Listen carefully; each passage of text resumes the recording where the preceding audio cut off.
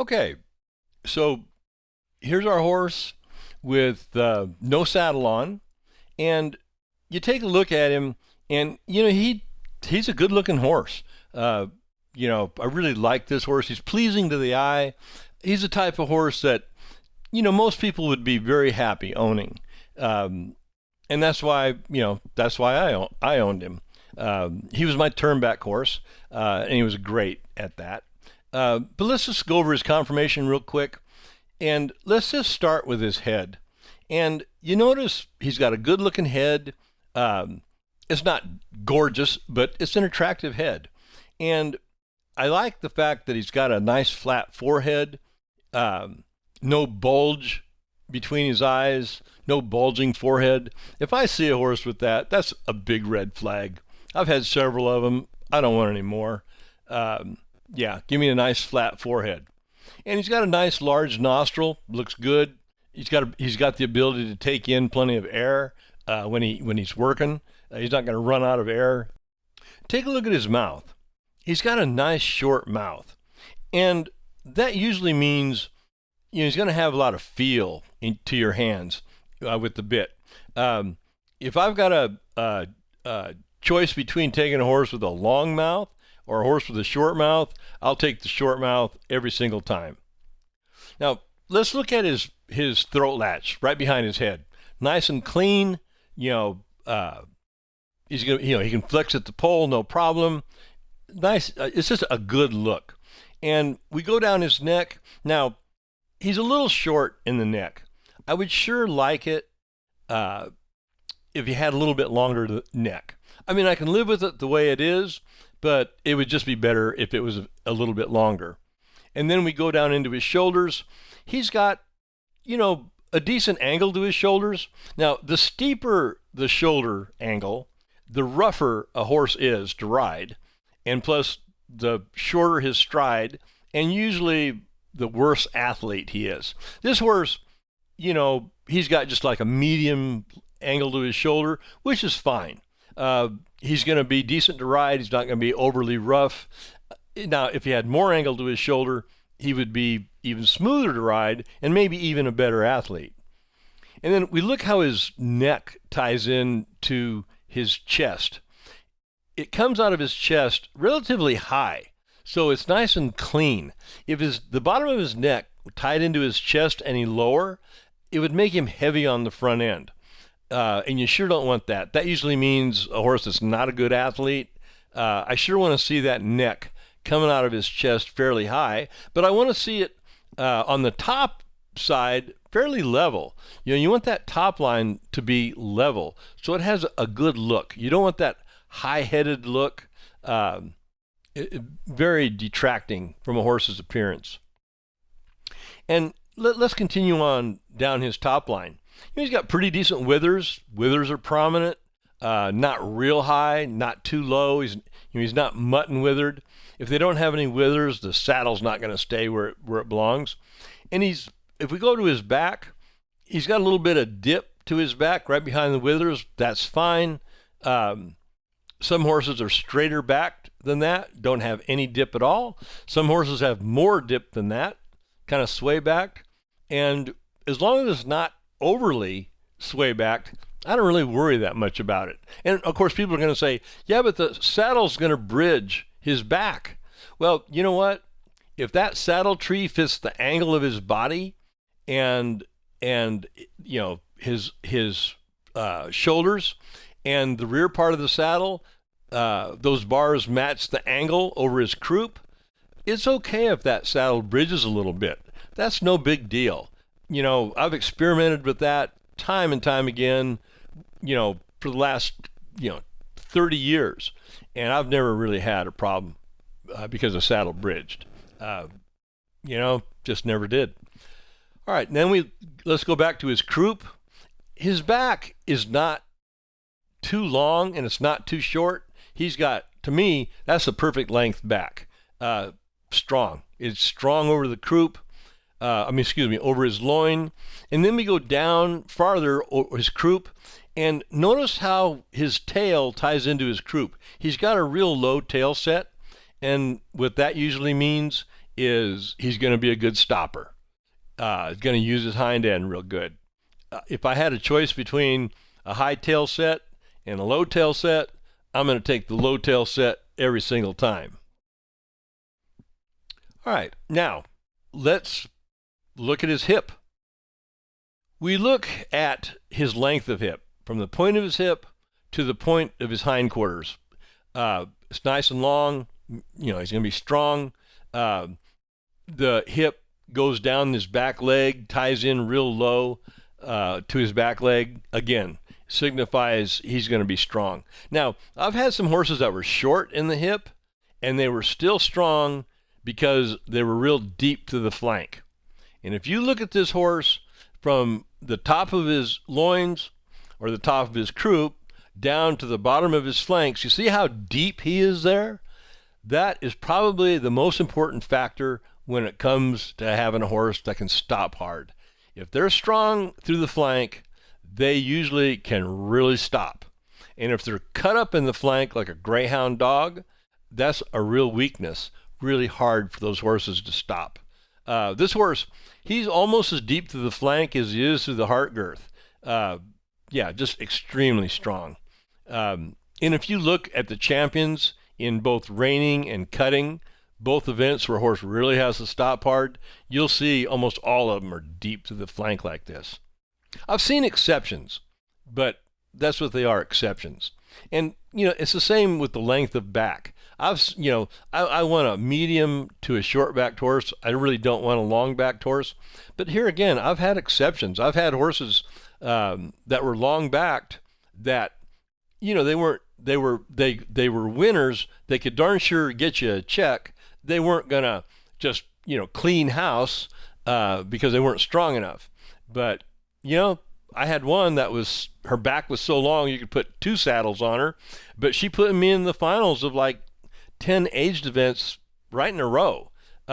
She never could win them, but she was always in that top 5. Even if there was 100 head in the event, she would always end up in that top end. Really liked her. Okay, let's move down to this horse's legs. Let's start with the front legs. So you notice his cannon bones are really short in comparison to his forearms, and that's a biggie. If their cannon bones are short like this, it means they're going to have less knee action. They're going to be a better mover. They're going to move with keeping their feet fairly close to the ground. If a horse is long in the cannon bones, it's going to cause them to have a lot of knee action, and it's just not going to look as good. It's just not going to look as good. I want short cannon bones in relation to the forearms. Better athlete, better mover. We go on down, look at the angle of his pasterns. Perfect angle to the pastern, and the pasterns are medium length. If his pasterns were too long, it would have a tendency to be weak, and his fetlocks would hit the ground when he's loping or doing anything hard. We don't want his fetlocks hitting the ground. If his fetlocks are too short, he's going to be rough to ride, and the concussion on his body is going to be amplified, and we don't want that either. So we look at the angle of his pasterns. We look at the angle of his hooves. The angle of his hooves are the same as the angle of his pasterns, as it should be on a normal horse. So I like all of that. Let's move to the hind legs. And his tail's kind of covered up his hind legs. Let's move on and get a better look at his hind legs. Okay, here we go. So here he is under saddle, and we can get a good look at his hind legs. And here again, we see short cannon bones in relation to the length of his gaskins. He's got low hocks. He's got a nice angle to his hocks. Some horses have too much angle, which is called sickle hocks, and it'll cause them to pop curbs right below their hocks, the point of their hocks. And all a curb is a bowed tendon on the hind leg, and it's caused by too much angle in the hock joint. And that just causes too much strength on that rear tendon. You don't want that. The opposite of that is a horse that doesn't have enough angle there in his hock, and that's called post leg. And if they're post-legged, they're usually going to have rear pasterns that are a little bit too long and drop too far, number one, it looks bad. And number two, I've had post-legged horses that, were pretty good athletes, but I didn't have them. They weren't good enough athletes to be big-time winners, and I really didn't have them long enough in training to know if they were going to stay sound or not. But whatever the case, I don't like a post-legged horse. I don't like it. Again, like I say, we got the short cannon bones, the pasterns, the right length, the right angle. Yeah, I like everything about it. And you can see his head right there. Let's just to reiterate, nice flat forehead, big nostrils, short mouth, nice big kind eye, small ears. You don't want a horse with really long ears. It just looks bad. Yeah, I like this horse's conformation. Again, I wish his neck was a little bit longer, but it's not so short that I can't live with it. Yeah, I really like this horse. So here we got a shot of this horse from the front. Here again, the first thing that strikes me when I see the horse in this position, what a nice looking head. See how wide he is between the eyes? Nice wide forehead. I love that. And that usually means a calm horse, a horse that has a brain, a good-minded horse. And you notice his eyes are out on the corners of his skull, and that's pretty important too. I don't like horses that have sunken in eyes, or the size of their head is almost straight up and down. There's no corner where the eyes are, and I just think that's pretty important. Again, his ears look really good. I like the position of them on his head. Believe it or not, there are horses, their ears are in weird positions. I've seen those. It just looks weird. His muzzle is small, but his nostrils are large. Yeah, really like the looks of his head. And we go down to his chest. Notice he has a medium chest. It's not too narrow. It's not too wide. If I've got a choice between a really wide chest or a really narrow chest, I'm going to take the narrow chest. Some people just, I want a horse with a nice, big, strong chest. Well, okay, but 9 times out of 10, that horse isn't going to be very athletic. There's exceptions. I've seen exceptions, but, that's what they are, exceptions. I want a medium chest, and if I have to, even a narrow chest. It just means he can move his front end a lot better. He's a better athlete. We look at the way his front legs come out of his chest. Some horses, their front legs are coming out way out on the corners of the chest. That's no good. That's usually a bad mover. That's usually a bad athlete. I want those legs coming out normal. And we look between the front legs and we see that muscle, that muscling. It's in the shape of a V. Got to be that way. Some horses, there is no V. It goes straight across. And those usually aren't very good athletes. It's a small thing and a lot of people miss it, but it's big if you want a good athlete. And we're looking at the horse's body in general. He just looks good. Nice round hip. We look at his hind gaskin muscles, nice and strong. I like this horse.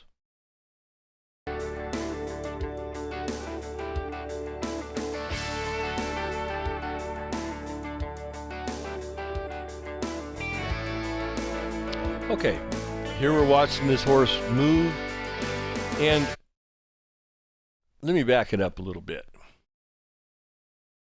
Okay, so we're watching this horse walk away, and if you ever are going to purchase a horse, you want to stand directly behind him and watch that horse travel.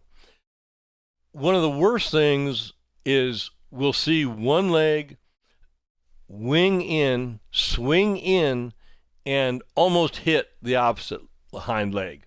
And, some horses actually do hit the opposite leg. And, man, you don't want that. I've had horses like that. Actually, I've had a couple of horses that did that actually were big-time winners. But but if I had my choice, I want those legs and feet moving straight ahead. Now, if they wing in a little bit, and if you watch this horse move, his left hind does wing in a little bit as he walks. I can live with that, but you just don't want it to be extreme. You also want to pay attention to the top of the hips. The top of the hips are going to rise and fall as the horse steps, and you want that to be symmetrical. You don't want one hip, consistently higher than the other hip. It needs to be symmetrical. And if he's standing square, he should be level. That's kind of a biggie, to tell you the truth. Also, you want to pay attention to the symmetry of the hindquarters. It's real common for horses to have one side of the hindquarter smaller than the other side. So you look at his tail divides the hindquarters. You want to see the same size on both sides. If one side is small, there's something going on there. Either that horse has lameness problems, or nerve problems, or something's causing that side of his hip not to develop as much as the other side. That's kind of a big red flag. Got to look for it. All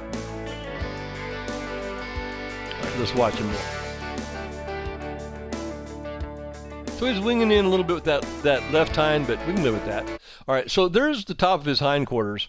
Now, it's not level because he's got his left leg forward and his right leg back. But if he was standing square, we would want to see the top of his hips being level.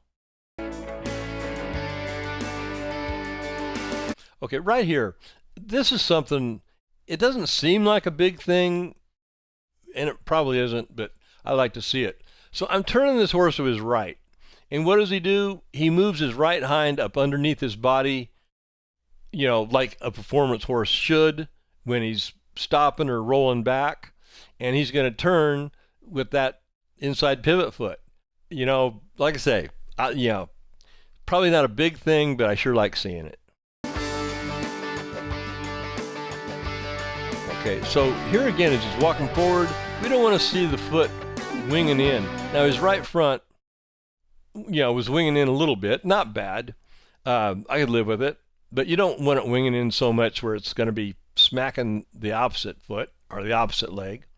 All right, so here again, we're looking at his chest, nice medium chest, nice V muscling between his front legs, nice head, good Gaskin muscle, good looking hip, and we're going to look at his front legs. Okay. Now, what I'm about to say, pretty darn important. So you kind of want to, pay attention. So we see his legs are coming out of his chest, or coming out of his front end in a nice normal position. We don't want to see him out to the corners of his body. That means bad athlete, rough ride. This is what you want to see. And if you look down his right front leg, that would be on the left side of your screen, you see the forearm comes down straight right through the middle of the knee, and the cannon bone comes out right in the middle of the knee as it goes down. The pastern comes out of the fetlock right down the middle, and his hoof is coming out from the pastern right down the middle. That's pretty much a straight line, give or take a little bit here or there. And you got to have that. If anything's out of line, you're asking for problems, lameness problems, soundness problems. One of the worst things is if the cannon bone is coming out of the outside edge of the knee. That's called bench knee. And if he has that, if that knee is to the outside, if that cannon bone is coming out of the outside edge of the knee, he's going to pop splints on his cannon bone on the inside. Guaranteed. I've never seen an exception. And the horse, that's a real weakness. That's a real weakness there. That horse could really injure that leg easily. Same if the pastern is coming out of the fetlock off to one side or the other. Here again, that's a weakness, and he's going to develop calcium deposits because of that. It's a bad deal. That needs to be as straight as possible. Yeah, needs to be as straight as possible. And when I'm looking at this, overall, this is the type of front end I want to see. You know, I don't want to see anything weird.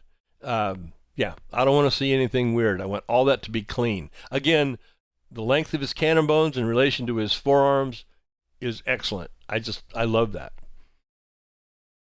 All right, we're going to look at his hind end. All right, now he's standing square. The top of his hips are pretty much level. Now he's not standing perfectly square. You can see one hind foot's a little bit farther forward than the other, but overall, you know, that's a good look. I like that. And you can see he's got plenty of outside gaskin muscle, plenty of inside gaskin muscle, and you know, his hind legs are relatively straight. Let's zoom in a little bit more. Okay, so you notice his right hind foot turns out a little bit. Not a lot, but a little bit.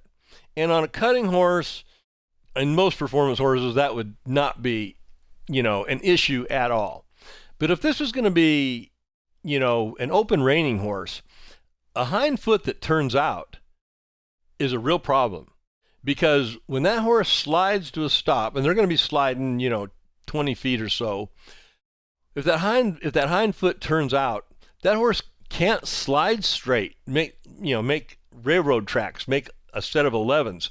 That hind foot that turns out is going to want to slide out to the outside, and that horse is going to spread too far with that leg, and he's going to have to come out of the slide and put his leg back in where it belongs, and then continue the slide. You know, it's a bad deal. Now, you can help that a lot by shoeing this horse right. Now, that foot's always going to turn out. And if he's a mature horse, don't let your shoer, you know, say, oh, we can fix that. We can make his foot turn in. You know, if his bones are already set, you're not going to be able to do that without soaring that horse up. But here's what you do instead. When you shoe him with sliding shoes behind, on the foot that turns out, don't put that shoe on the same direction that the hoof is pointing, you know, out.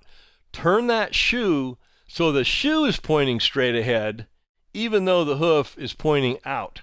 And by pointing that shoe straight ahead is really going to help that horse slide straight. I've experimented a lot with that, and most horses, that works pretty darn good. Now, it's not going to work if that hind foot turns out, you know, a bunch. But a little bit like this, hey, you can compensate for that.